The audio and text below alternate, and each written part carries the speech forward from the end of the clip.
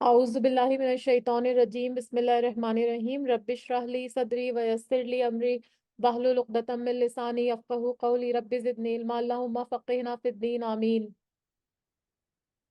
پارہ نمبر 29 ہم کر رہے تھے اور سورہ قیامہ آج ہم کریں گے انشاءاللہ۔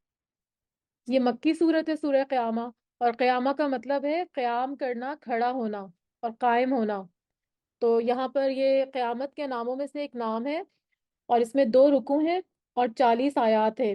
اس صورت میں آغاز قیامت کا ذکر تفصیل سے ہے، یعنی اور ہر انسان کی قیامت کون سی قیامت ہوتی ہے؟ جب وہ مر جاتا ہے، یعنی ہم قیامت تو جب آئے گی اس کا تو ہمیں نہیں معلوم کہ وہ کب آئے گی، لیکن جو انسان فوت ہو جاتا ہے اس کی قیامت قائم ہو جاتی ہے۔ کیوں؟ کیونکہ اس کے بعد اس کے لیے اعمال کی جو مہلت ہوتی ہے اور اعمال کرنے کا جو ٹائم ہوتا ہے وہ ختم ہو جاتا ہے۔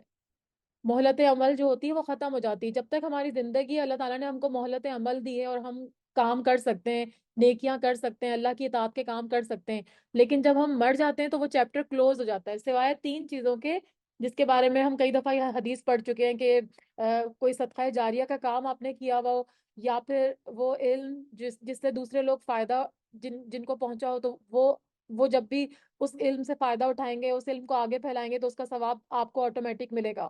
اور تیسرا، نیک اولاد جو آپ کے لیے مرنے کے بعد بھی دعا کرتی ہے، ورنہ انسان اپنے ہاتھ میں صرف وہی اعمال لے کے جاتا ہے جو اس نے دنیا میں کیے ہوتے ہیں۔ تو ابھی آگے حدیث آئے گی، پھر میں آپ کو تھوڑا سا اور اس کو ڈیٹیل میں بھی سمجھا دوں گی۔ تو ہر انسان کی قیامت کب ہوتی ہے؟ جب وہ مر جاتا ہے تو اس کی قیامت قائم ہو جاتی ہے۔ اب اس کو شروع کرتے ہیں، بسم اللہ الرحمن الرحیم۔ لا اقسم بیوم القیامہ، نہیں میں قسم کھاتا ہوں قیامت کے دن کی۔ تو یہاں پر لا جو ہے وہ 2 3 میننگ ہے لا کے۔ لا کا مطلب ہوتا ہے لام تاکید کے لیے بھی آتا ہے، جب لا آتا ہے اس کا مطلب ہے تاکید کی جا رہی ہے قیامت کے دن کی، کہ قیامت جو ہے وہ ضرور آئے گی۔ اور دوسرا کیا ہے؟ لا زائد ہے، یعنی کلام کے حسن کے لیے۔ اور تیسرا ہے لا نافیہ، نافیہ مطلب نہیں کے ورڈ میں۔ تو یہاں جو ترجمہ میرے پاس لکھا ہوا ہے اس میں یہی لکھا ہوا ہے کہ نہیں میں قسم کھاتا ہوں قیامت کے دن کی، یعنی قیامت کے دن کی اہمیت کی وجہ سے اس دن کی قسم کھائی گئی ہے۔ اور یہ دن اتنا بڑا اور اتنا زبردست ہے کہ وہ خود گواہ بن رہا ہے کہ قیامت ضرور آئے گی۔ تو یہاں پر قیامت کے دن کی قسم کھا کے کہا جا رہا ہے کہ قیامت جو ہے وہ ضرور آئے گی، کیونکہ وجہ کیا ہے اس کی قسم کھانے کی؟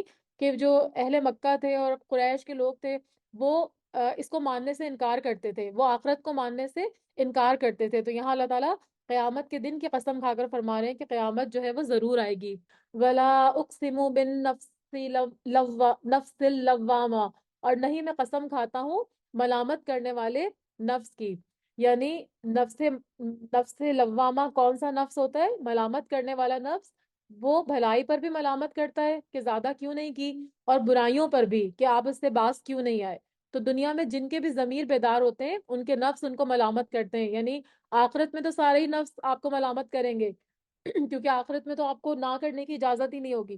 لیکن دنیا میں بھی جب بھی ہم کوئی برا کام کرتے ہیں، فار ایگزامپل اگر ہم نماز نہیں پڑھتے، جھوٹ بولتے ہیں، کسی کو تنگ کرتے ہیں، کسی کے ساتھ برا سلوک کرتے ہیں، کسی کی غیبت کرتے ہیں، تو بظاہر ہم زبان سے خوب بڑا چڑھا کے وہ باتیں کر رہے ہوتے ہیں، لیکن اندر سے ہمارا جو ضمیر ہوتا ہے نا، وہ اس بات کو اچھا نہیں سمجھ رہا ہوتا ہے۔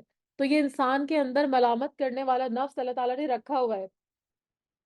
اور لوم اس کا روٹ ورڈ ہے، لوم کا مطلب ہوتا ہے کسی کو برا بھلا کہنا، ملامت کرنا اور تنبیہ کرنا۔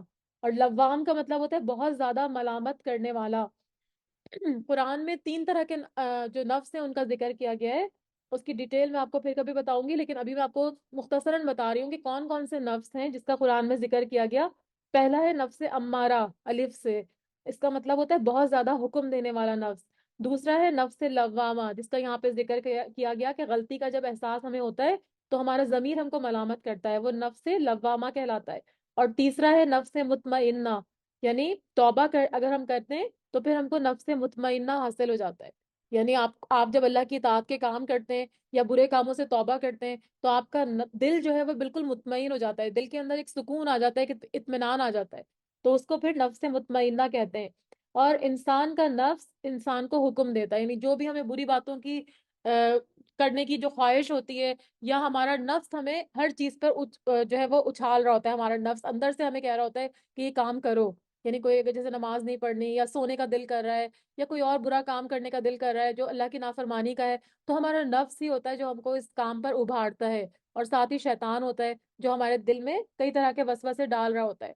تو یہاں پر اللہ تعالیٰ یہاں پہ قسم کھا کے بتا رہے ہیں کہ نہیں میں قسم کھاتا ہوں قیامت کے دن کی، اور نہیں میں قسم کھاتا ہوں نفس کی ملامت کرنے والے کی۔ تو یہاں پر قیامت کے آنے پر اس کی قسم کھائی جا رہی ہے نفس لوامہ کی، کہ قیامت تو ضرور آئے گی، کیونکہ جو میں نے برے کام کیے ہیں اس کا مجھے حساب دینا ہوگا۔ یہ نہیں ہو سکتا کہ آپ کسی کو قتل کر دیں اور وہ بے گناہ مارا جائے اور اس کا آپ کو حساب نہ دینا پڑے، یعنی ایسا نہیں ہو سکتا۔ دنیا میں تو یہ ممکن ہے، لیکن کوئی ایک جگہ ایسی ہوگی جہاں سارے لوگوں کو انصاف دیا جائے گا، وہاں پر کوئی بھی ظلم کی بات نہیں ہوگی، ہر ایک کو اس نے اگر ذرے برابر بھی نیکی کی ہوگی وہ اس کا اجر پائے گا، اور اگر ایک ذرے برابر بھی ظلم کیا ہوگا تو وہ اس کا بھی وہاں پہ اجر پا لے گا۔ تو یہاں پہ قسم کھا کے کیا بتایا جا رہا ہے کہ آخرت ضرور قائم ہوگی، اس کا کوئی انکار نہیں ہے۔ اَيَحْسَبُ الْإِنسَانُ أَن لَّن نَّجْمَعَ عِظَامَهُ، کیا سمجھتا ہے انسان کہ ہرگز نہیں ہم جمع کریں گے اس کی ہڈیاں؟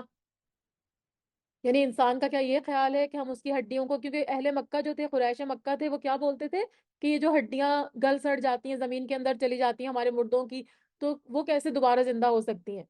تو اللہ تعالیٰ یہاں پہ سوال کر رہے ہیں کہ کیا انسان یہ سمجھتا ہے کہ ہم اس کی ہڈیاں جمع نہیں کر سکیں گے؟ یعنی یہ جو قسم کھائی گئی تھی نا، یہ سمجھیں اس کا جواب قسم ہے۔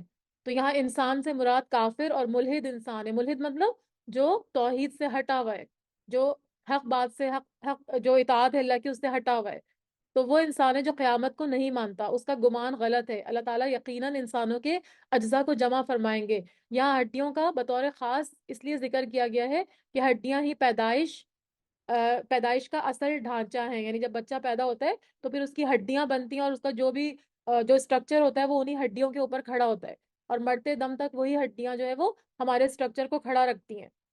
تو اسی لیے اس کا خاص ذکر کیا گیا کہ کیا انسان سمجھتا ہے کہ ہم اس کی ہڈیوں کو جمع نہیں کریں گے؟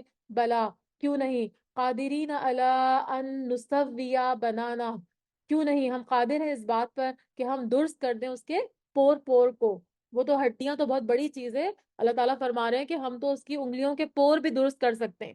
پور آپ نے دیکھا نا، یہ انگلی کے آگے جو ہمارے فنگر پرنٹس ہوتے ہیں، اور آپ کو پتہ ہے کہ یہ فنگر پرنٹس جو ہیں وہ ہر انسان کے ڈفرینٹ ہوتے ہیں۔ ہر انسان کا اللہ تعالیٰ نے اتنے دنیا میں کتنے سارے، ہمارے گھر میں اگر آپ غور کر لیں، اپنے فیملی میں، اپنے گھر میں ملازمین کو ملا کر لیں، 10-12 لوگ بھی اگر ہمارے گھر میں ہیں تو ہر ایک کا فنگر پرنٹ الگ ہوگا، ایون لیفٹ ہینڈ کا الگ ہوگا، رائٹ ہینڈ کا الگ ہوگا۔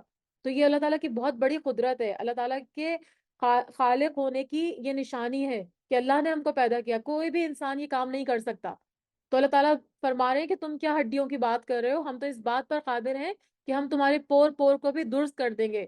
یعنی بنان سے مراد کیا ہے؟ ہاتھوں اور پیروں کے اطراف یا کنارے جو جوڑوں، ناخن اور باریک رگوں اور باریک ہڈیوں پر مشتمل ہوتے ہیں۔ یعنی بڑی ہڈیاں بنانا تو کوئی اتنا مشکل کام نہیں، ہم تو یہ باریک باریک ہڈیاں بھی صحیح طریقے سے جوڑ سکتے ہیں، اور بڑے بڑے حصوں کو جوڑنا تو ہمارے لیے کوئی مشکل کام ہی نہیں ہے۔ تو یہاں پر اللہ تعالیٰ انسان کی اس بات کی نفی کر رہے ہیں کہ وہ سمجھتا تھا کہ قیامت جب قائم ہوگی تو اس کو دوبارہ پیدا نہیں کیا جائے گا۔ تو اللہ تعالیٰ کیا بتا رہے ہیں کہ ایسا نہیں ہے، ہم تو تمہاری انگلیوں کے چھوٹے چھوٹے جو یہ فنگر پرنٹس ہیں اس کو بنانے پر بھی قادر ہیں۔ اور جیسے میں نے آپ کو بتایا کہ اگر اس کی کھال بھی اتر جاتی ہے نا، تو یہ اتنے گہرے فنگر پرنٹس ہوتے ہیں کہ جب کھال اتر جاتی ہے تو وہ فنگر پرنٹس ضائع نہیں ہوتے، نیچے آپ کے گوشت کے اندر تک بھی وہ فنگر پرنٹس موجود ہوتے ہیں، اور جب دوسری کھال آتی ہے تو دوبارہ سے سیم وہی فنگر پرنٹس آپ کے پاس ہوتے ہیں۔ اور ایک طرح سے وہ پورا، جیسے وہ ہوتی ہے نا چپ ایک چھوٹی سی لگی، بار کوڈ جیسے ہوتا ہے کہ آپ جیسے کہیں ریسٹورینٹ وغیرہ پہ آج کل تو بار کوڈ والے مینیو ہوتے ہیں نا، کہ آپ ریسٹورینٹ پہ جاتی ہیں اور اپنے موبائل سے بار کوڈ کو سرچ کرتی ہیں تو پورا آپ کے سامنے وہ کھل جاتا ہے مینیو جو بھی ریسٹورینٹ کا ہوتا ہے۔ تو بالکل ایسے ہی یہ ہمارے لیے بار کوڈ ہیں، کیونکہ ابھی آپ دیکھیں اب تو سارا کچھ فنگر پرنٹس پہ ہی ہوتا ہے۔ اگر آپ وہ جو نادرا وغیرہ کے آفس میں ہے، ایک آپ فنگر پرنٹ رکھتی ہیں، آپ کا پورا آگے فیملی ٹری بھی کھل جاتا ہے کہ آپ کے کتنے بہن بھائی ہیں، کون ماں باپ ہے آپ کے، کون آپ کی بیوی ہے، کتنے بچے ہیں، ہر چیز آپ کی وہاں پہ کھل جاتی ہے۔ تو ایک طرح سے یہ بار کوڈ ہے جس کی مدد سے انسان کی پوری انفارمیشن مل جاتی ہے، اور ہر انسان کا یہ بالکل ڈفرینٹ ہوتا ہے دوسرے انسان سے۔ تو یہ انسان کے پہچان کا ذریعہ ہے یہ جو پور ہیں۔ تو اللہ تعالیٰ فرما رہے ہیں کہ یہ بڑی بڑی ہڈیاں تو چھوڑو، ہم تو یہ چھوٹے چھوٹے پور اور چھوٹی چھوٹی ہڈیاں بنانے کے اوپر بھی پوری طرح قادر ہیں. بل یرید الانسان، بلکہ چاہتا ہے انسان، لیفجرا، کہ وہ گناہ کرتا رہے، امامہ، اپنے آگے بھی. یعنی انسان تو چاہتا ہے کہ وہ آگے آگے نافرمانیاں کرتا جائے، یعنی اس امید پر وہ نافرمانی اور حق کا انکار کرتا ہے کہ قیامت کون سی آنی ہے.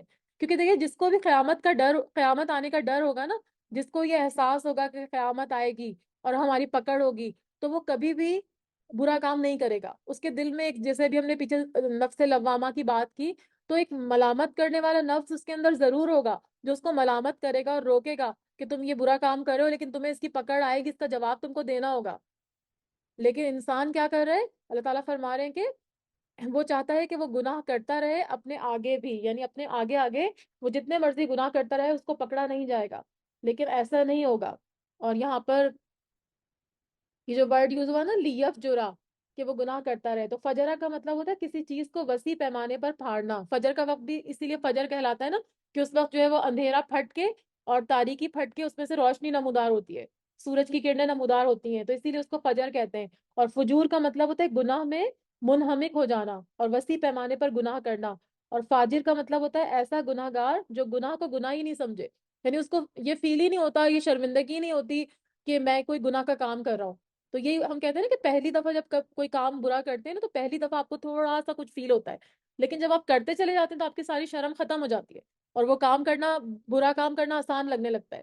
جیسے اگر ہم فرض کریں گانے بھی سنتے ہیں، تو گانے سننا اللہ تعالیٰ کو ناپسند ہے، لیکن اگر ہم ایک دفعہ سنیں گے تو ہمیں تھوڑا برا لگے گا. لیکن پھر آپ ایک دفعہ سنیں گے، دو دفعہ سنیں گے، آپ کو وہ اچھا لگنے لگتا ہے، کیونکہ شیطان اس کو خوبصورت بنا کے دکھا رہا ہوتا ہے. تو ایسا شخص جس کو کہ گناہ کو وہ گناہ ہی نہ سمجھے، وہ فاجر کہلاتا ہے. یعنی علل اعلان وہ برائیاں کرتا ہے وسیع پیمانے پر، کھلم کھلا گناہ کرنے والا. اور امام کا مطلب ہوتا ہے آگے. تو یہاں پہ یہی فرمایا جا رہا ہے کہ وہ چاہتا ہے انسان کہ وہ گناہ کرتا رہے، گناہ پر مصر رہے، گناہ کا اس کو احساس ہی نہ رہے، امامہ، اپنے آگے آگے. یعنی کیونکہ اس کو آخرت کا خوف ہی نہیں ہے. اگر آخرت کا خوف ہوتا تو وہ کبھی بھی گناہ نہیں کرتا، بلکہ رک جاتا، یا کم از کم ایک دفعہ سوچتا ضرور، یا ایٹ لیسٹ توبہ ضرور کرتا. لیکن اس کو یہ یقین ہے کہ میں مرنے کے بعد ہڈیاں میری ساری ٹوٹ جائیں گی، اور اس کے بعد میں مٹی مٹی ہو جاؤں گا، اور پھر مجھے کون اٹھائے گا. تو یہی بات ہے جو اس کو آخرت پہ نا یقین ہونا اس کو گناہ کرنے پر آمادہ کرتا ہے. تو اللہ تعالیٰ فرما رہے ہیں کہ ایسا نہیں ہوگا، ہم تو تمہاری پور پور کو بھی بنا دیں گے. یسألو ایان یوم القیامہ، وہ پوچھتا ہے کب ہے قیامت کا دن. یعنی ایک تو قیامت کو، آخرت کو مانتا نہیں ہے، اور بار بار سوال اس لیے کرتا ہے کہ قیامت کو وہ ناممکن سمجھتا ہے، اور وہ چاہتا ہے کہ میں اپنے فسق اور فجور سے باز نہیں آؤں. یعنی یہ سوال اس لیے نہیں کر رہا کہ وہ گناہوں سے توبہ کر لے، گناہوں سے تائب ہو جائے، بلکہ وہ سوال کیا کر رہا ہے؟ مذاق بنانے کے لیے، کہ اچھا قیامت کا دن اگر کہا، آپ کہتے ہیں کہ قیامت آئے گی، تو وہ کب آئے گی؟ ذرا ہمیں بھی بتائیں. ابھی تک تو ہمارے جتنے بڑے جو فوت ہوئے وہ تو کبھی اٹھ کے کھڑے نہیں ہوئے، تو ہم کیسے دوبارہ سے اٹھائے جائیں گے؟ تو یہاں اللہ تعالیٰ پوری طرح سے واضح کر رہے ہیں کہ ایسا کرنا ہمارے لیے بالکل بھی مشکل نہیں ہے. کیونکہ پہلی دفعہ کوئی چیز بنانی مشکل ہوتی ہے نا، اگر جب سیکنڈ ٹائم اس کو بنایا جاتا ہے تو وہ بنانا آسان ہوتا ہے. اگر ہم بھی کوئی چیز، ایون کوئی کوکنگ کی کوئی ڈش لے لیجیے، اگر آپ پہلی دفعہ بناتی ہیں تو آپ کو مشکل لگتی ہے، سیکنڈ ٹائم تو آپ منٹوں میں اس کو بنا لیتے ہیں. تو اللہ تعالیٰ جب ہم کو پہلی دفعہ پیدا کرا ہے، جب ہم کچھ بھی نہیں تھے، ہم ایک معمولی سے نطفے سے پیدا ہوئے جو بالکل حقیر تھا، اور اس سے بڑے ہو کر ہم پورے انسان بن گئے، اور آج اللہ تعالیٰ سے ہی بحث کر رہے ہیں، اللہ کی کتاب کے بارے میں بحث کر رہے ہیں، اللہ کے رسولوں کو ماننے سے انکار کر رہے ہیں.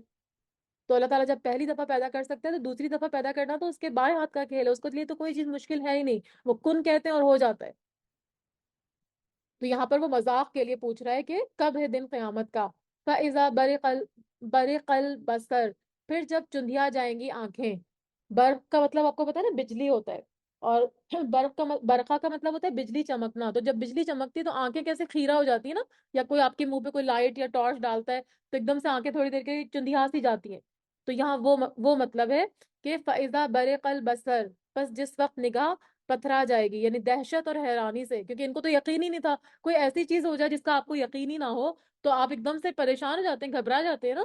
تو یہاں پر یہی بتایا جا رہا ہے کہ دہشت اور حیرانی سے، اور یعنی موت کے وقت جیسے عام طور پہ ہوتا ہے کہ اگر اچانک کسی کی موت آ جاتی ہے تو اس کی، آپ نے دیکھا ہوگا، آنکھیں کھلی کی کھلی رہ جاتی ہیں، یا منہ کھلا کا کھلا رہ جاتا ہے. وہ یہی بات ہوتی ہے کہ وہ ایک دم سے جو موت کے فرشتے کو دیکھتے ہیں تو وہ پریشان ہو جاتے ہیں. تو یہ قیامت کا منظر کھینچا جا رہا ہے، یا موت کا وقت بتایا جا رہا ہے کہ جب آنکھیں چندھیا جائیں گی ان کی. وَخَسَفَ الْقَمَرُ، اور بے نور ہو جائے گا چاند. خسف کا مطلب کیا ہوتا ہے؟ خسف کا مطلب ہوتا ہے دھنسنا. تو قصف قمر یعنی چاند کا دھسنا علامات قیامت میں سے ہیں. جب ایسا ہوگا تو اس کے بعد اس میں روشنی نہیں آئے گی. یعنی جب چاند کو جب گرہن لگتا ہے، دنیا میں بھی ہم یہ چیز دیکھتے ہیں نا، جب چاند کو گرہن لگتا ہے اور سورج جو ہے وہ چاند اور زمین کے بیچ میں آ جاتا ہے تو چاند دھندلا ہو جاتا ہے، چاند دکھائی نہیں دیتا. تو ہم کہتے ہیں نا چاند کو گرہن لگ گیا ہے. تو جب چاند اللہ تعالیٰ ہی کے قبضے میں، اللہ تعالیٰ کے حکم سے ہی وہ ہم کو روشنی دے رہا ہے، اور روشنی وہ کہاں سے لے رہا ہے؟ سورج سے لے رہا ہے. تو جب سورج کو بھی جو ہے وہ لپیٹ دیا جائے گا تو پھر اس کی روشنی چاند تک کیسے پہنچے گی؟ تو پھر چاند بھی دھس جائے گا. تو یہ قیامت کا منظر یہاں پر کھینچا جا رہا ہے کہ جو پہلی بات ہوئی کہ فَإِذَا بَرِقَ الْبَصَرُ وَخَسَفَ الْقَمَرُ، جب چندھیا جائیں گی آنکھیں اور بے نور ہو جائے گا چاند. وَجُمِعَ الشَّمْسُ وَالْقَمَرُ، یعنی اب جواب دیا جا رہا ہے کہ جمع کر دیے جائیں گے سورج اور چاند کو. یعنی جب سورج اور چاند کو اکٹھے کر دیا جائے گا تو پھر کیا ہوگا کہ چاند کی طرح سورج کی روشنی بھی ختم ہو جائے گی. ٹھیک ہے، یعنی دونوں کو اکٹھا کر دیا جائے گا تو سورج کو بھی لپیٹ لیا جائے گا، اور چاند سورج کی وجہ سے منور ہم کو نظر آتا ہے تو اس کی روشنی بھی ختم ہو جائے گی. کیوں؟ کیونکہ اب اللہ تعالیٰ کا حکم نہیں ہوگا نا. جب تک دنیا قائم ہے، اللہ تعالیٰ کا حکم ہے، تو وہ اللہ تعالیٰ کی اطاعت میں چاند بھی چمک رہا ہے اور سورج بھی نکل رہا ہے روزانہ اور غروب ہو رہا ہے اللہ کے حکم سے. لیکن جب اللہ کا حکم نہیں ہوگا، قیامت آ جائے گی، تو پھر ان کو جو ہے وہ حکم دیا جائے گا کہ اب تمہاری کوئی ضرورت نہیں ہے. تو سورج کو بھی لپیٹ دیا جائے گا اور چاند کی روشنی بھی ختم کر دی جائے گی، دونوں کو جمع کر دیا جائے گا. یقول الانسان یومئذ این المفر، اور آپ کو پتا ہے چاند اور سورج ایک خاص فاصلے پر ہیں، دونوں بہت زیادہ فاصلے پر ہیں، لیکن اس وقت اللہ تعالیٰ فرما رہے ہیں کہ جمع کر دیا جائے گا. تو کیا کہے گا انسان؟ یقول الانسان، کہے گا انسان، یومئذ این المفر، اس دن کہاں ہے فرار کی جگہ. یعنی اب اس کو بھاگنے کی جگہ نہیں ملے گی. دنیا میں تو وہ خوب آخرت کا انکار کرتا رہا اور قیامت کا انکار کرتا رہا، لیکن اب اس کے لیے کوئی بھاگنے کی جگہ نہیں ہوگی. یعنی جب یہ واقعات ظہور پذیر ہوں گے تو پھر اللہ سے یا جہنم کے عذاب سے راہ فرار ڈھونڈے گا، کیونکہ اس کے تو کوئی عمل ہی نہیں تھے نا. اس کے عمل ہی ایسے نہیں تھے کہ وہ قیامت کو دیکھ کے وہ جو ہے وہ خوش ہو. قیامت کو دیکھ کر تو وہ بھاگنے کی سوچے گا کہ یہ اچانک کیا ہو گیا، میں تو اس پہ یقین ہی نہیں رکھتا تھا، اب تو میرے پاس کوئی ایسے عمل ہی نہیں ہے. تو پھر وہ کیا کرے گا؟ وہ ادھر ادھر دیکھے گا کہ کہاں آج بھاگنے کی جگہ ہے. لیکن اس وقت راہ فرار ممکن ہی نہیں ہوگی، کوئی اللہ سے بچ کر بھاگ ہی نہیں سکے گا. کلا لا وزر، ہرگز نہیں، نہیں کوئی جائے پناہ. وزر کا مطلب ہوتا ہے پہاڑ یا قلعہ، یعنی جہاں چھپ جاتے ہیں نا ہم، کوئی ایسا ہم کو کوئی ایسی چیز نظر آتی ہے، بارش، طوفان، کوئی جانور، تو ہم کیا کرتے ہیں؟ پہاڑ میں چھپ جاتے ہیں یا قلعے کے اندر پناہ لیتے ہیں. لیکن وہاں پر ایسی کوئی پناہ گاہ نہیں ہوگی، کوئی اللہ سے بچ کر بھاگ نہیں سکے گا، کوئی دور نہیں جا سکے گا. تو کوئی غار یا خلا یا کوئی اور جائے پناہ اس کو کہیں نہیں ملے گی، کوئی فرار کی جگہ نہ ہوگی قیامت کے دن. الی ربک یومئذ المستقر، اور طرف اپنے رب کے اس دن ٹھکانہ ہے. یعنی نہیں کوئی جائے پناہ نہیں ہے، اور آج تو آپ کے پروردگار ہی کی طرف جائے قرار ہے، جہاں پھر وہ اللہ تعالیٰ بندوں کے درمیان فیصلے فرمائے گا. اور یہ ممکن ہی نہیں ہوگا کوئی اللہ کی عدالت سے چھپ جائے. جو اس نے عمل دنیا میں کیے ہوں گے اس کو وہاں پہ ان کا حساب دینا ہوگا. وہاں پر اس کے کسی کے ساتھ بھی ناانصافی نہیں ہوگی.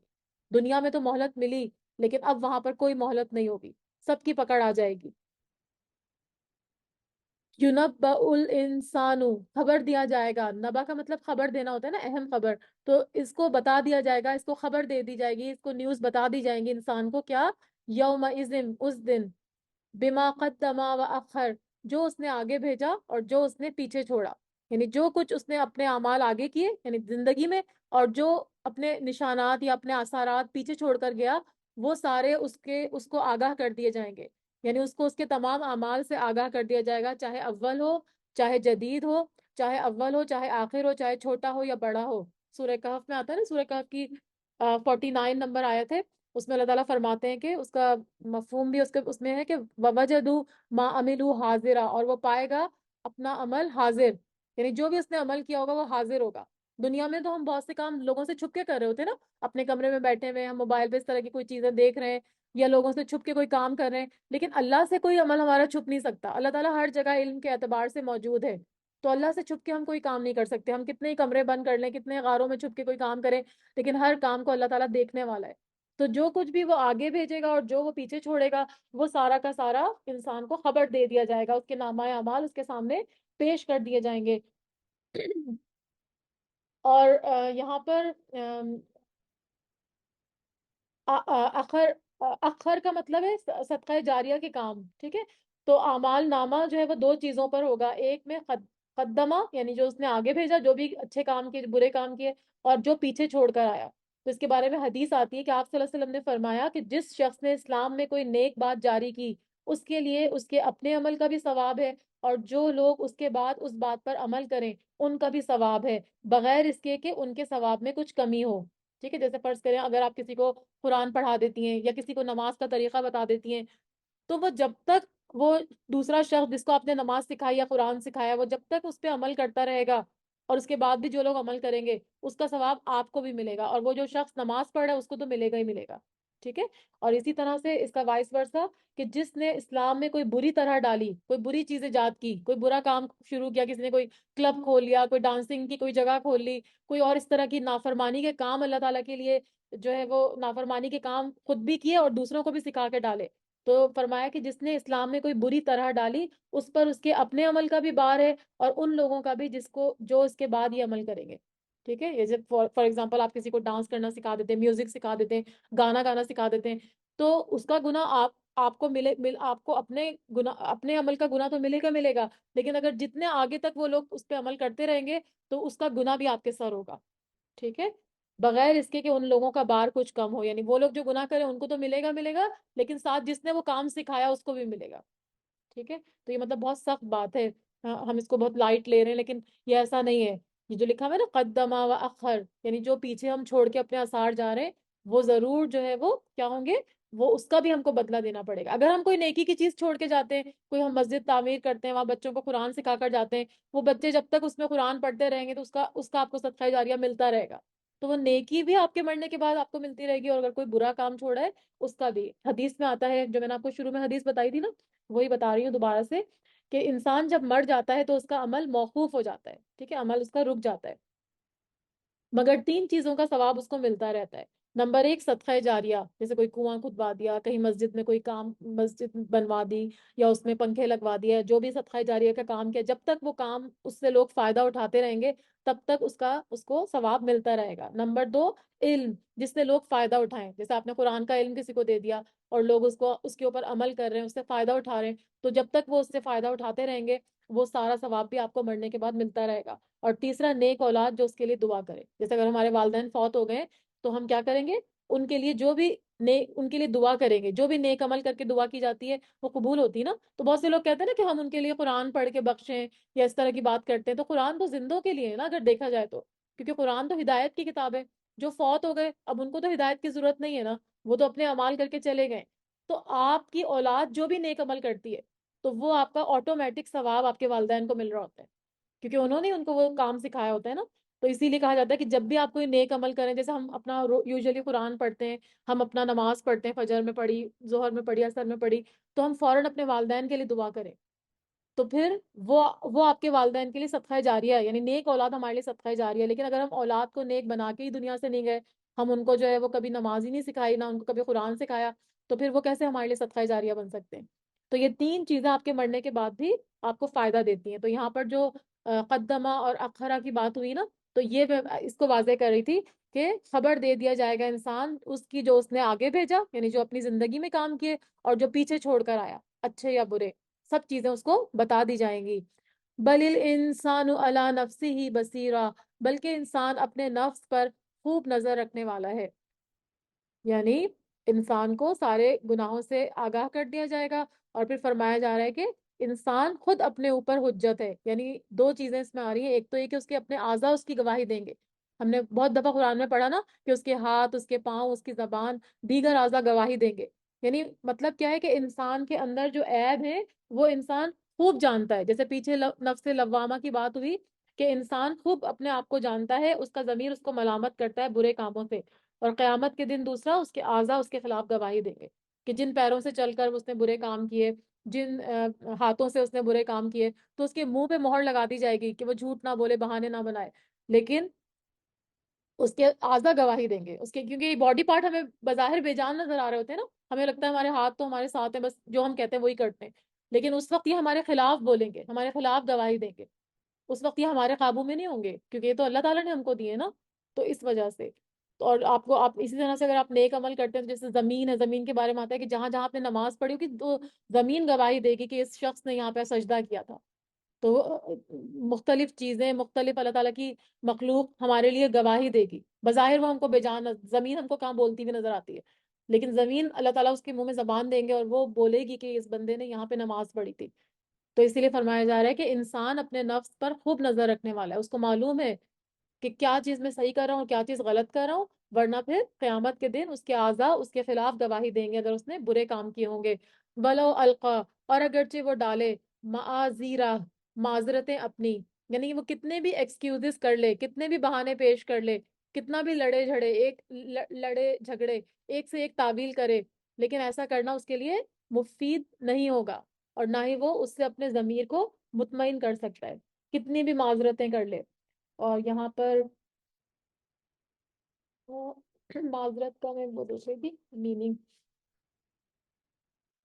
عذر، اس میں روٹ ورڈ جو ہے نا وہ عذر آ رہا ہے، عین زال اور رے، عذر. ہاں، معذرہ معذرت سے ہے ایسی بات جس سے قصور پر پکڑ نہ ہو، یعنی ایسی کوئی ایکسکیوز دینا.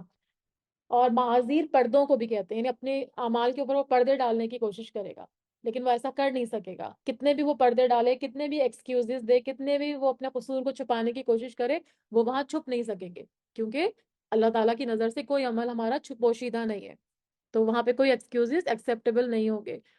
اب یہاں پر فرمایا جا رہا ہے آپ صلی اللہ علیہ وسلم کو مخاطب کر کے کہ آپ جو ہے وہ قرآن کو آہستہ آہستہ پڑھیے، سمجھ سمجھ کر. فرمایا لا تحرک، نہ آپ صلی اللہ علیہ وسلم حرکت دیجئے، بھی ساتھ اس کے، لسانہ کا، اپنی زبان کو، لتعجل بھی، تاکہ آپ جلدی یاد کریں اس کو. آپ صلی اللہ علیہ وسلم کو کہا جا رہا ہے کہ اے نبی صلی اللہ علیہ وسلم آپ قرآن کو جلدی یاد کرنے کے لیے اپنی زبان کو حرکت نہ دیں. کیونکہ کیا ہوتا تھا کہ جب حضرت جبرائیل علیہ السلام وحی لے کر آتے تھے تو نبی صلی اللہ علیہ وسلم کیا کرتے تھے، ان کے ساتھ جلدی جلدی پڑھنے کی کوشش کرتے تھے کہ کہیں کوئی لفظ بھول نہ جائے. تو اللہ تعالیٰ نے آپ صلی اللہ علیہ وسلم کو فرشتے کے ساتھ اس طرح پڑھنے سے منع فرما دیا. یہ صحیح بخاری کی حدیث ہے. اور اس کے علاوہ سورہ طٰہٰ میں بھی آیا ہے وَلَا تَعْجَلْ بِالْقُرْآنِ مِنْ قَبْلِ أَن يُقْضَىٰ إِلَيْكَ وَحْيُهُ، کہ آپ نہ جلدی کریں قرآن میں اس سے پہلے کہ پورا کر دیا جائے آپ کی طرف وحی کو. تو یعنی پڑھانا، سمجھانا اور قرآن کو یاد کروانا اللہ تعالیٰ کی ذمہ داری تھی، تو اسی لیے آپ صلی اللہ علیہ وسلم کو روکا جا رہا ہے. لیکن یہ کیونکہ قرآن تو تا قیامت رہے گا، تو یہاں پر انڈائریکٹلی پھر ہم لوگوں کو بھی کہا جا رہا ہے، امت مسلم صلی اللہ علیہ وسلم کو بھی، کہ ہمیں بھی جو ہے وہ جب یہ آداب بتائے جا رہے ہیں کہ جب بھی کہیں آپ کو کوئی قاری قرآن پڑھ رہے ہیں یا آپ کو کہیں کوئی سکھایا جا رہا ہے تو آپ جلدی جلدی اپنی زبان کو حرکت نہ دیں، بلکہ پہلے سکون سے ان کی بات کو سنیں اور پھر اس کو دہرائیں. تو اللہ تعالیٰ کی، کیونکہ اللہ تعالیٰ کا کلام ہے، اس کو یاد کرانا بھی اللہ تعالیٰ ہی کے ذمے ہوتا ہے. تو اس کو جس وقت سمجھایا جا رہا ہے، بتایا جا رہا ہے، تو اس وقت آپ کوئی اور چیز بہت سے لوگوں کو میں نے یہ بھی دیکھا تھا ایک دو دفعہ میں درس پہ میں نے یہ دیکھا ہے کہ جیسے دورہ قرآن ہوتا ہے نا، تو لوگ کیا کرتے ہیں، وہ چاہتے ہیں ہمارا بھی وہاں پہ سپارہ ختم ہو جائے. تو وہ کیا کر رہے ہوتے ہیں، جیسے اب میں پڑھ رہی ہوں نا، تو میں تو آپ کو اردو میں سمجھا رہی ہوں نا، تھوڑی بہت عربی پڑھوں گی، تھوڑی اردو سمجھاؤں گی، میرا مقصد ہے کہ آپ کو اردو سمجھانا. لیکن وہاں پہ کیا ہو رہا ہوتا تھا کہ لوگ جو ہے وہ جلدی جلدی قرآن پڑھ رہے ہوتے تھے کہ ہمارا بھی پورا پارا ہو جائے نا، تو ایک پارا ہم یہیں پہ پڑھ لیں. تو آپ ایک تیر سے دو شکار نہیں کر سکتے. جب آپ قرآن کو ترجمے سے پڑھنے، تفسیر سے پڑھنے کے دورہ قرآن میں بیٹھے ہوئے، تو اس وقت آپ تلاوت نہیں کریں گے. ہاں، جتنا کچھ پڑھایا جا رہا ہے وہ آپ پڑھیں، لیکن آپ آگے آگے پڑھیں گے تو اس سے کیا ہوتا ہے، ڈسٹربنس ہوتی ہے، جو استاد ہوتا ہے اس کو بھی سکھانے میں مشکل ہو رہی ہوتی ہے. تو یہاں پہ اسی چیز سے روکا جا رہا ہے. فرمایا جا رہا ہے کہ آپ صلی اللہ علیہ وسلم حرکت نہیں دیجیے اپنی زبان کو، تاکہ آپ صلی اللہ علیہ وسلم جلدی یاد کر لیں اس کو. اِنَّ عَلَيْنَا جَمْعَهُ وَقُرْآنَهُ، بے شک ہم پر ہی جمع کرنا اس کا اور پڑھنا اس کا. یعنی آپ کی زبان، آپ صلی اللہ علیہ وسلم کی زبان سے پڑھنا ہماری ذمہ داری ہے، اور اس کا جمع کرنا بھی، آپ کے سینے میں اتارنا اور آپ کی زبان پر اس کی قرات کو جاری کر دینا، اللہ تعالیٰ فرما رہے ہیں کہ ہماری ہی ذمہ داری ہے، تاکہ آپ اس کا کوئی بھی حصہ آپ کی یادداشت سے نہ نکلے. کیونکہ اس زمانے میں لکھنا پڑھنا تو ہوتا نہیں تھا، اور آپ صلی اللہ علیہ وسلم کو لکھنا پڑھنا آتا بھی نہیں تھا، آپ امی تھے. تو اسی وجہ سے وہ یادداشت میں آپ کو جو ہے وہ حفظ کروایا جاتا تھا کہ آپ کے ذہن سے محو نہ ہو جائے.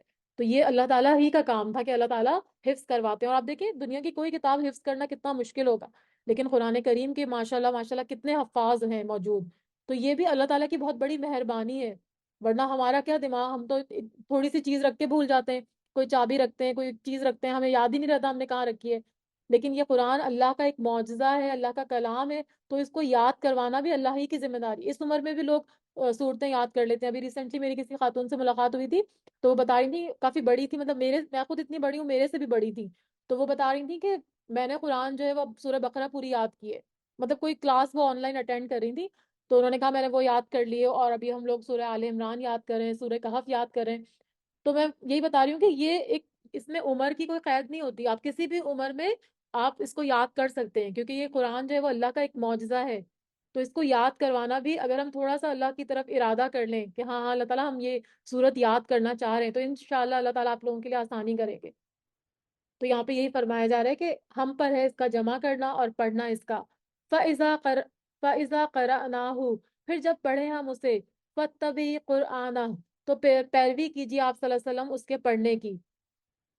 یعنی جب ہم اس کو پڑھ لیں، یعنی ہم سے مراد یہاں پہ آپ، کیونکہ اللہ تعالیٰ کا کلام ہے اسی لیے اللہ تعالیٰ اس کو اپنی طرف منسوب کریں، لیکن اللہ تعالیٰ ڈائریکٹ تو ان کو نہیں سکھاتے تھے، سکھانے کے لیے فرشتے جبرائیل علیہ السلام کو بھیجتے تھے. تو فرمایا جا رہا ہے کہ یعنی فرشتے جبرائیل علیہ السلام کے ذریعے سے جب ہم اس کی قرات آپ صلی اللہ علیہ وسلم پر پوری کر لیں، تو پھر آپ کیا کریں، پھر آپ اس کے پڑھنے کی پیروی کیجیے، یعنی اس کے جو شرائع ہیں، جو احکام ہیں، وہ لوگوں کو پڑھ کر سنائیں، تاکہ وہ اس کا اتباع کریں، آپ کا اتباع کریں، آپ کی بتائی ہوئی باتوں کا. تو پہلے آپ اس کو سنیں، اور اس کے بعد پھر آپ اس کو آگے لوگوں تک پہنچائیے. ثم، پھر، انا علینا بیانہ، بے شک ہمارے ہی ذمے ہے اس کو بیان کر دینا. یعنی اس کو بیان کا مطلب یہاں پہ واضح کر دینا، کھول کے رکھ دینا. تو اس کا واضح کر دینا ہماری ہی ذمہ داری ہے. یعنی مشکل مقامات کی جو تشریح ہے، حلال اور حرام کے بارے میں جو وضاحتیں ہیں، یہ بھی ساری اللہ تعالیٰ فرما رہے ہیں کہ ہمارے ہی ذمے. تو اس سے کیا پتہ چل رہا ہے کہ نبی صلی اللہ علیہ وسلم نے قرآن کے جو بھی تفصیلات بتائیں، جو بھی ہم کو توضیحات بتائیں، تو اس کو حدیث کہا جاتا ہے. تو یہ حدیث بھی اللہ تعالیٰ ہی کی طرف سے الہام اور سمجھائی ہوئی باتیں ہیں. تو اسی لیے حدیث کو بھی قرآن ہی کی طرح ماننا ضروری ہے. ٹھیک ہے، تو یہاں سے ہمیں حدیث کی اہمیت بھی پتہ چل رہی، کیونکہ جیسے اب قرآن میں نماز کا حکم دیا گیا کہ آپ نماز پڑھیں، روزے رکھیں، لیکن کتنی نمازیں پڑھیں، نماز پڑھنے کا طریقہ کیا ہے، وضو کا طریقہ کیا ہے، قرآن سوری روزوں کا کیا طریقہ ہے، روزے کب سے کب تک پڑھنے ہیں، کتنے روزے رکھنے ہیں، روزے کے دوران میں کیا کیا کرنا ہے، کیا کیا نہیں کرنا.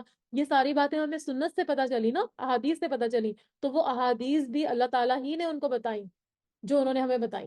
تو اسی لیے جس طرح سے قرآن پہ عمل کرنا ضروری ہے، اسی طرح سے احادیث پہ عمل کرنا بھی ضروری ہے. کیوں؟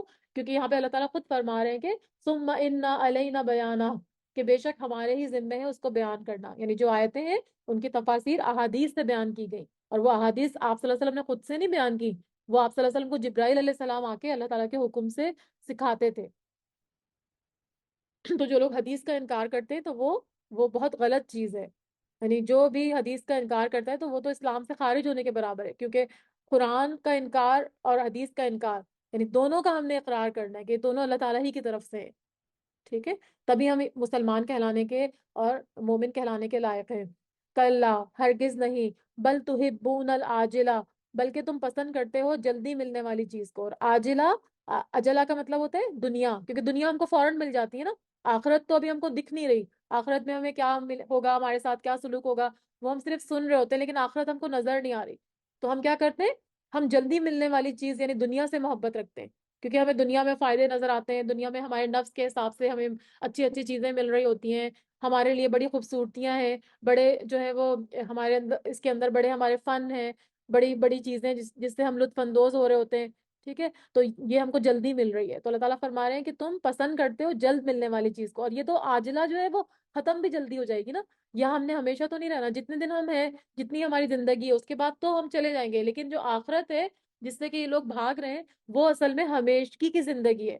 وہاں پہ کسی کو موت نہیں آئے گی، وہاں پر ہمیشہ ہمیشہ رہیں گے. تو ہمیں تو آخرت کی پرواہ کرنی چاہیے. ہم الٹا جو جلدی ہم یہاں سے چلے جائیں گے، ہم اس کی پرواہ کر رہے ہوتے ہیں دنیا کی، اور اس کے پیچھے اپنی آخرت کو بھی برباد کر رہے ہوتے ہیں. تو یہاں پہ وارننگ دی جا رہی ہے کہ ہرگز نہیں، بلکہ تم پسند کرتے ہو جلد ملنے والی چیز کو، وَتَذَرُونَ الْآخِرَةَ، اور تم چھوڑ دیتے ہو آخرت کو. یعنی جو یوم قیامت ہے اس کی تم تکذیب کرتے ہو، اس کو جھٹلاتے ہو، اور جو اللہ تعالیٰ کی طرف سے نازل کیا گیا اس کی مخالفت کرتے ہو، حق سے منہ موڑتے ہو، اس لیے کہ تم نے دنیا کی زندگی کو سب کچھ سمجھ رکھا ہے اور آخرت کو فراموش کر دیا ہے. حالانکہ ہمیں دنیا سے گزر کر ہی آخرت میں جانا ہے نا. تو دنیا کو تو اتنا ہی رکھنا ہے کہ جتنی کی ہمیں ضرورت ہے. دنیا سے دل نہیں لگانا، اس سے محبت نہیں کرنی کہ ہم اس سے اتنی محبت کرنے لگے اور اس سے اتنا دل لگا لیں کہ ہم آخرت کو بھول جائیں اور اللہ کو بھول جائیں، اللہ کی اطاعت کرنا چھوڑ دیں، اللہ کے احکام کی نافرمانی کر لیں. ہمیشہ ہمارا گول جو ہے نا وہ آخرت ہونا چاہیے. جو بھی آپ کوئی کام کر رہے ہیں، آپ یہ سوچیں کہ یہ میں کام صحیح کر رہی ہوں، اس کا مجھے اجر ملے گا کہ نہیں. ہم جب بھی کوئی دعا کرتے ہیں، کوئی کام کرتے ہیں، ہم یہی کہتے ہیں نا، یا اللہ مجھ سے راضی ہو جا، یا اللہ یہ کام میں نے کیا، اس سے آپ راضی ہو جائیے. تو کیا مطلب ہوتا ہے کہ ہمارا گول آخرت ہے، دنیا نہیں ہے. دنیا میں تو آپ نمازیں پڑھیں گے، اچھے کام کریں گے، لوگ آپ کی بڑی واہ واہ کر دیں گے. ٹھیک ہے، آپ کو یہیں پہ بہت سارے ایوارڈ مل جائیں گے، واہ واہ ہو جائے گی، سب لوگ آپ کی تعریف کر دیں گے. لیکن ہمیں یہ مطلوب نہیں ہے. ہمیں کیا مطلوب ہے؟ ہمیں آخرت مطلوب ہے، کہ آخرت میں ہمارے درجات بلند ہوں. ٹھیک ہے، جو ہم آگے بھیج رہے ہیں اور جو ہم پیچھے چھوڑ کے جا رہے ہیں، وہ اس کا ثواب ہمیں مرنے کے بعد بھی ملتا رہے. ہمیں یہ مطلوب ہے. لیکن ہم عام طور پہ لوگ کیا کرتے ہیں کہ جو آخرت کو بھولے ہوئے ہوتے ہیں، وہ کیا کرتے ہیں؟ وہ دنیا سے دل لگا لیتے اور آخرت کو چھوڑ دیتے ہیں. اب آخرت کے بارے میں بتایا جا رہا ہے، وجوہ یومئذ ناظرہ، کچھ چہرے اس روز تر و تازہ اور بارونق ہوں گے. ٹھیک ہے، یہ کون سے چہرے ہوں گے؟ وہی چہرے ہوں گے جنہوں نے کہ دنیا میں اللہ کی فرمانبرداری کے کام کیے. ٹھیک ہے، تو وہ ایک خوشی ہوتی ہے نا، وہ آپ کے چہرے سے نکل رہی ہوتی ہے. جیسے اگر آپ خوش ہوتے ہیں تو آپ کے چہرہ وہ بول رہا ہوتا ہے کہ آپ خوش ہیں. آپ غمزدہ ہوتے ہیں تو آپ کے چہرے پہ ایک اداسی چھائی ہوئی ہوتی ہے. تو ایک نیچرل چیز ہے. تو اللہ تعالیٰ فرما رہے ہیں کہ کچھ چہرے اس دن تر و تازہ ہوں گے، یعنی خوش ہوں گے. اور نظرت کا مطلب ہوتا ہے رنگت کی خوبصورتی اور جمال، تر و تازگی، شگفتگی. ٹھیک ہے، تو کچھ چہرے اس دن تر و تازہ ہوں گے. کیوں تر و تازہ ہوں گے؟ الا ربہا، الا ربہا ناظرہ، اپنے رب کی طرف دیکھنے والے ہوں گے. کیونکہ ان کو اللہ تعالیٰ کا دیدار کروایا جائے گا. کیونکہ دنیا میں تو ہم اللہ تعالیٰ کے اوپر بغیر دیکھے ایمان لاتے ہیں نا، ہم نے تو اللہ تعالیٰ کو نہیں دیکھا. لیکن اس دن اپنے رب کی طرف وہ دیکھ رہے ہوں گے. یعنی اہل ایمان ہوں گے یہ سارے لوگ، جن کے چہرے بہت ہی تر و تازہ ہوں گے، ناظرہ ہوں گے، جو اپنے حسن انجام کی وجہ سے مطمئن، مسرور اور منور ہوں گے. اور مزید کیا ہوگا کہ دیدار الہی بھی ان کو کروا دیا جائے گا. تو وہ اس کی خوشی، اپنے کسی پیاروں کو دیکھ کے جو ایک چہرے پہ خوشی آتی ہے نا، تو اللہ تعالیٰ کو تو ہم دیکھنا چاہتے ہیں. ہمارا یہی گول ہے نا کہ ہم آخرت میں سرخ روح ہوں اور اللہ تعالیٰ کی فرما برداروں میں شامل ہو جائیں. تو اللہ تعالیٰ پھر ہم کو اپنا دیدار کروائیں گے. اور اس کے بارے میں حدیث بھی آتی ہے، اس کا مفہوم ہے کہ تم اللہ تعالیٰ کو ویسے ہی دیکھو گے جیسے کہ تم دنیا میں 14ویں کے رات چاند کو دیکھتے ہو. اسی طرح سے اللہ تعالیٰ کو دیکھ دیکھ مطلب تم دیکھو گے. میں اس کے وہ حدیث یہاں پہ لکھی ہوئی تھی، میں دیکھتی ہوں اگر مجھے مل جاتی ہے، ورنہ میں نے آپ کو مفہوم تو بتا دیا نا. لیکن یہ ہے کہ اللہ تعالیٰ کو ہم بالکل ویسے ہی دیکھیں گے جیسے کہ ہم دنیا میں کوئی چاند اگر ہم کو نظر آتا ہے. ایک منٹ رکیے گا، میں دیکھ کے آپ کو بتاتی ہوں اس کی حدیث. ہاں، آپ صلی اللہ علیہ وسلم نے فرمایا کہ تم قیامت کے مطلب آخرت میں مرنے کے بعد جب جو لوگ جنت میں جائیں گے، وہ اس طرح سے اللہ تعالیٰ کو دیکھیں گے. نبی صلی اللہ علیہ وسلم نے فرمایا کہ تم قیامت کے دن اللہ تعالیٰ کو ایسے دیکھو گے جیسے 14ویں رات کے چاند کو دیکھ رہے ہو. بس اگر تم سے ہو سکے تو سورج نکلنے سے پہلے نماز یعنی صبح کی نماز اور سورج ڈوبنے کی نماز یعنی عصر کی نماز میں سستی نہ کرو. مطلب یہاں پہ ان لوگوں کو نماز کی جو ہے وہ رغبت دی جا رہی تھی. لیکن اللہ تعالیٰ کو کیسے دیکھیں گے؟ جیسے 14ویں رات کے چاند کو ہم دیکھتے ہیں. تو اللہ تعالیٰ سے دعا کرتے ہیں کہ اللہ تعالیٰ انشاءاللہ ہم کو مرنے کے بعد اپنا دیدار کروائے. اور ہم بھی اللہ تعالیٰ سے ملنے کی ویسی ہی تمنا رکھتے ہیں جیسے ہم اللہ تعالیٰ کی فرما برداری کے کام کرتے ہیں. تو ہم یہی چاہتے ہیں کہ اللہ تعالیٰ سے ہماری ملاقات ہو، ہم اللہ تعالیٰ کا دیدار کریں. تو ہمیں بھی اللہ تعالیٰ ان خوبصورت چہروں میں ہمیں شامل کرے. تو فرمایا کہ کچھ چہرے اس دن تر و تازہ بارونق ہوں گے، اپنے رب کی طرف دیکھتے ہوں گے. اس کے برعکس کیا ہوگا؟ وَوُجُوهٌ يَوْمَئِذٍ بَاسِرَةٌ، اور کچھ چہرے اس روز بے رونق ہوں گے. ٹھیک ہے، کچھ چہرے وہ کن لوگوں کے چہرے ہوں گے؟ کافروں کے چہرے ہوں گے. اور باسرہ کا مطلب ہوتا ہے بہت ہی ان کے چہروں پہ عجیب سی زردی چھائی ہوگی، غم اور حزن کی کیفیت ہوگی، سیاہ اور بے رونق چہرے ہوں گے، جیسے ہوائیاں اڑتی ہیں نا چہرے کے اوپر، اس طرح سے ہو جائے گا. وہ اداس ہوں گے کیونکہ ان کو پتا ہوگا کہ ہم نے دنیا میں اللہ تعالیٰ کی فرمانبرداری کا کوئی کام نہیں کیا. تو اب ان کو اللہ کے دیدار سے بھی محروم کر دیا جائے گا اور ان کے لیے سخت سزا ہوگی. تظن ان یفعل بها فاقرہ، وہ سمجھ رہے ہوں گے کہ کیا کیا جائے گا ان کے ساتھ کمر توڑنے والا معاملہ. یعنی ان کو جہنم میں پھینک دیا جائے گا اور ان کے ساتھ بہت برا معاملہ ہونے والا ہے. تو اس دن وہ چہرے بدرونق اور اداس ہوں گے. بصرہ کا مطلب ہوتا ہے وقت سے پہلے کسی چیز کے لیے جلدی کرنا، تیور بگڑنا، تیوری چڑھانا، بدرونق ہونا. تو وہ کیا سمجھیں گے؟ فقرہ کا مطلب ہے فقر اور محتاجی، یعنی ہم کہتے ہیں نا غربت کی وجہ سے اس کی کمر ٹوٹ گئی ہے نا. اور فاقر کا مطلب ہوتا ہے وہ چیز جو ریڑھ کی ہڈی کو توڑ ڈالے. تو اس وقت ان کو پتا چلے گا کہ ہمارے تو کوئی اعمال ہی ایسے نہیں ہے، تو اب ہمارے ساتھ کمر توڑ دینے والا معاملہ کیا جائے گا، یعنی اب ہمیں سخت سزا دی جائے گی. تو اس کے بارے میں ان کو پتا چل جائے گا. کلا اذا بلغت التراقیہ، ہرگز نہیں جب پہنچ جائے گی جان حلق کو. یعنی نہیں نہیں کی تکرار کیوں کی جا رہی ہے کہ یہ ممکن ہی نہیں کہ کافر قیامت پر ایمان لے آئے. جب روح ہنسلی تک پہنچ جائے گی. تراقی ترقو کی جمع ہے، یعنی یہ گردن کے قریب سینے اور کندھے کے درمیان ایک ہڈی ہے، اس کو کہا جاتا ہے. یعنی جب موت کا آہنی پنجہ تمہیں اپنی گرفت میں لے لے گا. اور ایسے ہی ہوتا ہے نا کہ موت کے بارے میں آتا ہے کہ روح جو ہے نا وہ پہلے پیروں میں سے نکلتی ہے، پہلے پیروں سے آپ کی جان جاتی ہے اور وہ اوپر ہوتے ہوتے ہوتے پھر آپ کے حلق میں آ جاتی ہے. اور جب وہ خرخری کی آواز ہوتی ہے نا، جب آخری میں جب بالکل آپ کا موت کا وقت ہوتا ہے اور آپ نے دیکھا ہوگا لوگوں کو فوت ہوتے ہوئے یا لوگوں کی روح نکلتے ہوئے، تو وہ ایک عجیب سا خرخرا سا ہوتا ہے. تو یہ اس وقت کی کیفیت بتائی جا رہی ہے کہ جب پہنچ جائے گی جان حلق میں. وقیلا من، اور کہہ دیا جائے گا کون ہے. راق، جھاڑ پھونک کرنے والا. کیونکہ دنیا میں تو ہم یہی کرتے ہیں نا کہ اگر کوئی ہمارا پیارا بیمار ہوتا ہے تو ہم کیا کرتے ہیں، فوراً اس کو جھاڑ پھونک کرنے والوں کے پاس لے کے چلے جاتے ہیں.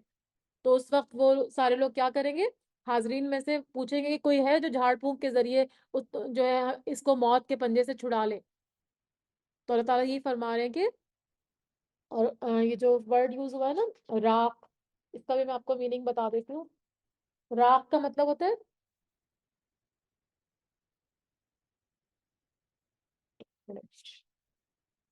ہاں، راخ کا مطلب ہوتا ہے بلندی پر چڑھنا. تو یہاں پر اس کے دو میننگ ہے نا.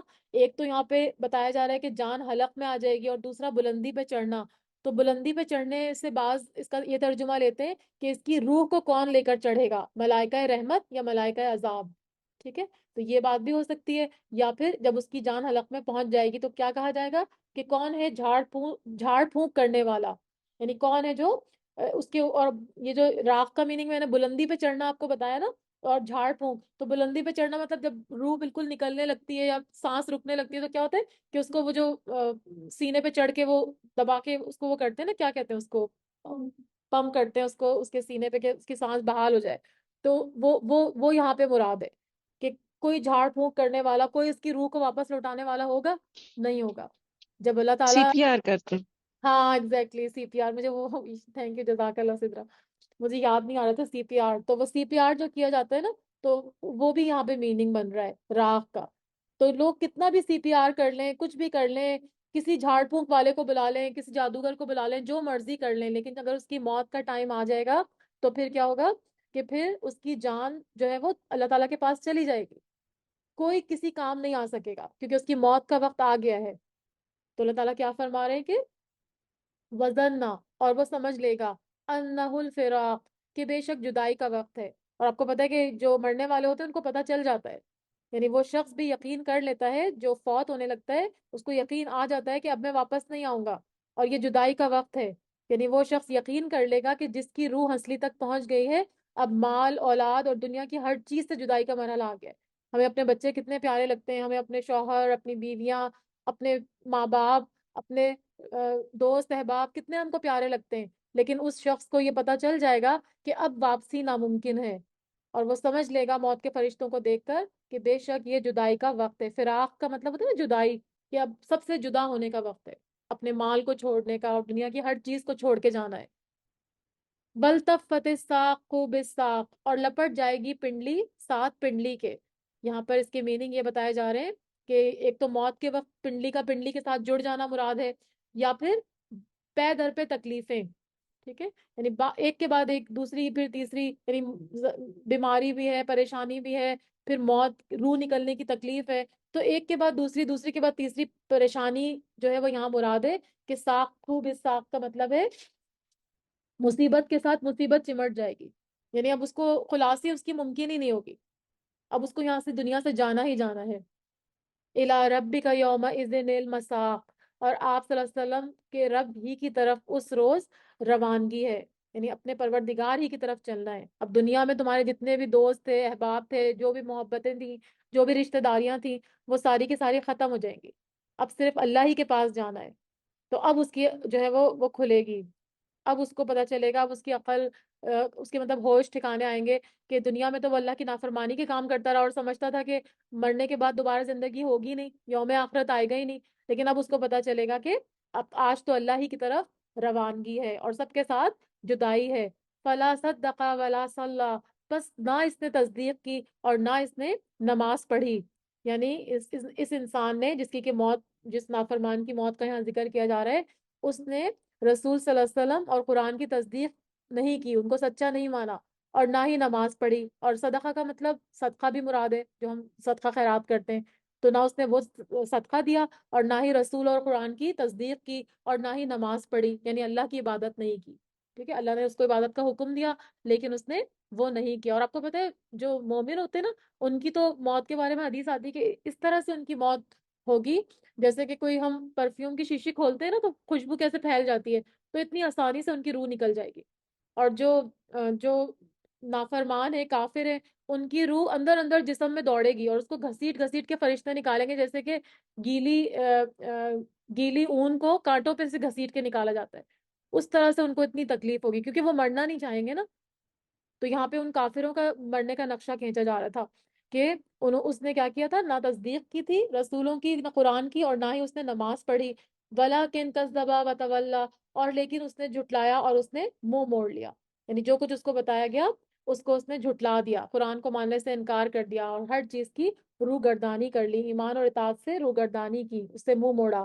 ثم ذهب، پھر وہ چلا گیا، الى اہلہ یتمطا، اپنے گھر والوں کی طرف اکڑتا ہوا. یعنی جب اس کو اس کو جب نیکی کی بات بتائی گئی، اس کو اللہ کی طرف بلایا گیا، قرآن کی طرف بلایا گیا، رسول کی طرف بلایا گیا، تو اس نے کیا کیا، ان سب کو جھٹلا دیا اور منہ موڑ کے چلا گیا. اور یہ جو ورڈ یوز ہوا ہے نا، یتمتا، یتمتا میں میم، توئے اور واو. متو کا مطلب ہوتا ہے اونٹنی کی سواری اور گھمنڈ سے چلنا اور بازو پھیلا کر چلنا. جیسے ہوتا ہے نا بعض لوگ اکڑ میں گردن بھی اٹھا کے اور بازو پھیلا کے چلتے ہیں، تو اس سے ان کی اکڑ پتہ چل رہی ہوتی ہے نا. تو وہ اس طرح سے اس نے کیا کیا تھا، وہ جب اس کو قرآن کی بات بتائی گئی اور اس کو نیکی کی اور اطاعت کی طرف بلایا گیا تو اس نے ان سب باتوں کو جھٹلا دیا اور اس نے منہ موڑ لیا. پھر وہ چلا گیا اپنے گھر والوں کی طرف اکڑتا ہوا. اولا لک فاولا، افسوس تجھ پر پھر افسوس. ثم اولا لک فاولا، اور پھر افسوس تجھ پر اور پھر افسوس. یعنی اس پر حسرت کی جا رہی ہے، اس پہ افسوس کیا جا رہا ہے کہ کیا خرابی ہے تیرے لیے. یعنی یہ کلمہ وعید ہے کہ اس کی مطلب اس میں یہ فرمایا جا رہا ہے کہ اللہ تجھے ایسی چیز سے دوچار کرے جسے تو ناپسند کرے. اور یہاں پہ اولا کا مطلب ہلاکت بھی ہے، اور اگر اس کا روٹ ورڈ واو یہ لام لیں، ویل کا مطلب وہ بھی ہلاکت ہے. اور جہنم کی ایک وادی ہے، اس کا نام بھی ویل ہے. تو یہاں پہ دونوں ہی ورڈ مراد ہیں، یعنی واو لام یا یہ اس کا روٹ ورڈ اگر لیں گے تو قریب ہے کا مطلب آ رہا ہے کہ قریب ہے اس کی ہلاکت، اور ویل کا مطلب جہنم کی وادی. تو یہاں پہ دیکھیں 4 دفعہ یہ ورڈ یوز ہوا ہے ہلاکت کا. یہ جو ہے نا آیت نمبر 34 اور 35، اولا لکا فاولا، ثم اولا لکا فاولا. یعنی تجھ پر افسوس ہے، تجھ پر پھر افسوس ہے، اور تجھ پر حسرت ہے. ٹھیک ہے، تیرے لیے خرابی ہے. یعنی کئی دفعہ اس ورڈ کو یوز کیا جا رہا ہے اس انسان کے لیے.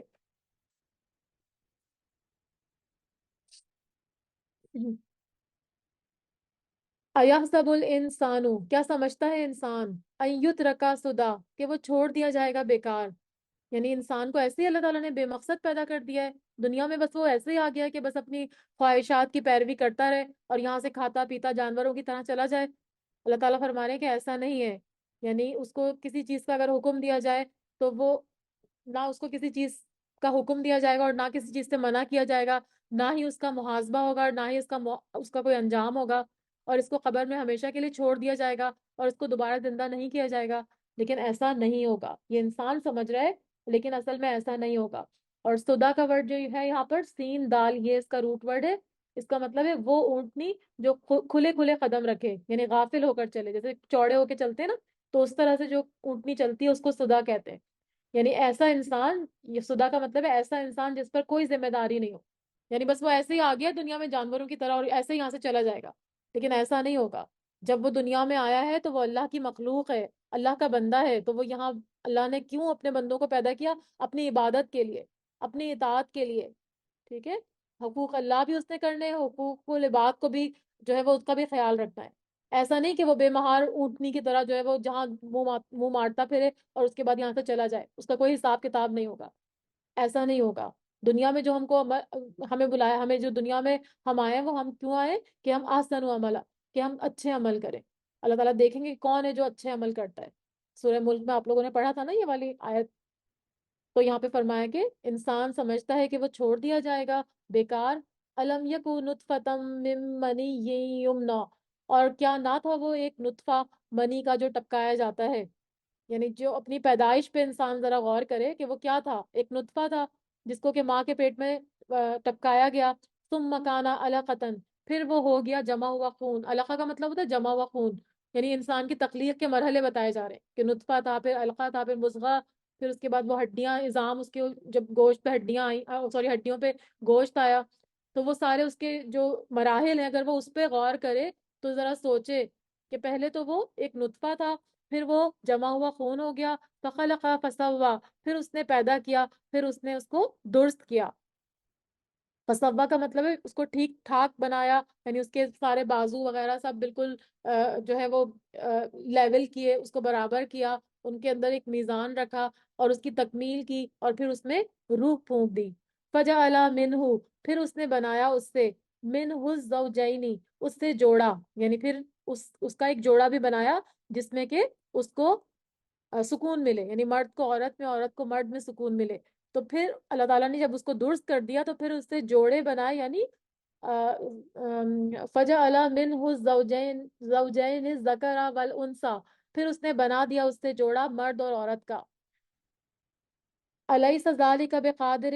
کیا نہیں ہے وہ قادر اس بات پر کہ الا ان یحیی الموتى کہ وہ زندہ کرے مردوں کو. یعنی جب اللہ تعالیٰ نے جب وہ کچھ بھی نہیں تھا انسان جب اس کو نطفے سے پیدا کیا اس کے نر اور مادہ بنایا اس کو ٹھیک کیا اس کو درست کیا تو کیا اللہ تعالیٰ اس بات پر قادر نہیں ہے کہ وہ مردوں کو زندہ کر دے. یعنی جو اللہ انسان کو اس طرح کے مختلف ادوار سے گزار کر پیدا کرتا ہے تو کیا مرنے کے بعد دوبارہ اس کو زندہ کرنے پہ قادر کرنا اس کے لیے کوئی مشکل کام ہے؟ کیا وہ قادر نہیں کر سکتا؟ تو یہاں پہ جو آخرت سے انکار کر رہے ہیں ان کے لیے بہت بڑی وعید ہے اس صورت میں. ان کو کہا جا رہا ہے کہ اب بھی اگر تمہارے پاس عقل ہے ہوش ہے تو تم جو ہے وہ سدھر جاؤ اور اللہ کی طرف توبہ کرو اور لوٹ جاؤ. کیونکہ اگر تم یہاں سے چلے گئے تو پھر کوئی تم کو بچانے والا نہیں ہوگا. جب روح نکل جائے گی تو پھر کیا ہوگا؟ اس وقت جب موت کے فرشتے آ جاتے ہیں تو توبہ کے دروازے بند ہو جاتے ہیں. پھر تو توبہ بھی قبول نہیں ہوگی. صدق اللہ العلی العظیم.